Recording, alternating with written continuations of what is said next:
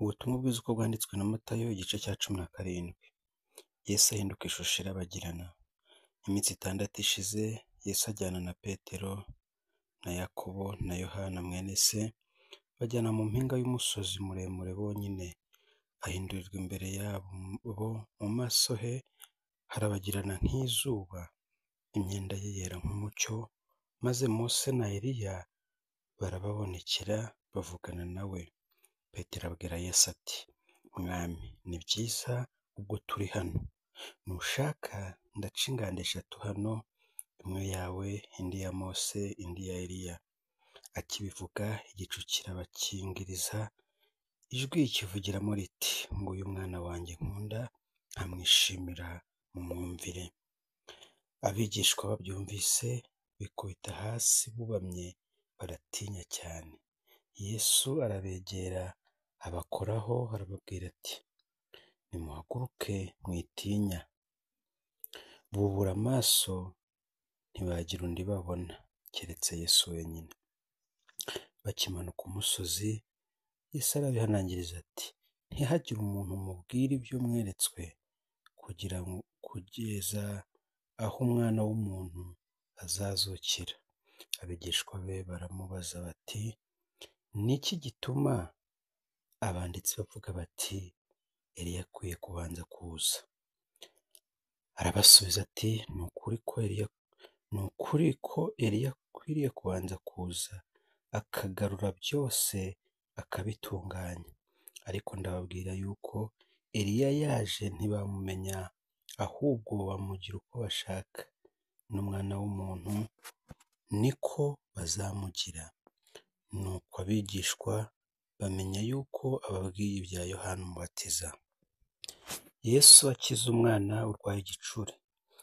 Bageze mu bantu, umuntu araza aramwegera, aramupfukamira, aramubwira ati, Mwami, babarira umuhungu wanjye kuko arwaye igicuri. Kiramubabaza cyane, kuko kenshi cyane kimutura mu muriro no mu mazi. Namuzaniye abigishwa bawe, ntibabasha kumukiza. Yesu aramusubiza ati, yemwe bantu b'iki gihe biyubagiza batizera, nzageza he kubana namwe? Nzabihanganira kugeza ryari? Nimumunzanire hano. Yesu aramucyaha, dayimoni amuvamo, umuhungu aherako arakira. Maze abigishwa begera Yesu biherereye bati, ni iki cyatumye twebwe bitunanira kumwirukana? Arabasubiza ati, ni ukwizera kwanyu guke. Ndababwira ukuri yuko mwaba mufite kwizera kungana n'akabuto ka sinapi, mwabwira uyu musozi muti, va hano ujye hirya, wahava kandi ntakizabananira. Ariko bene uwo ntavanwamo n'ikindi keretse gusenga no kwiyiriza ubusa. Yesu avuga iby'urupfu rwe. Bakigenda i Galilaya, Yesu arababwira ati, Umwana w'umuntu arenda kuzagambanirwa, afatwe n'abantu. Bazamwica, maze ku munsi we wa 3 azurwe. Barababara cyane. Bagera i Kaperinawumu, abantu bakoresha umusoro w'ididarakama baza aho Petero ari, baramubaza bati, mbese umwigisha wanyu atanga ididarakama?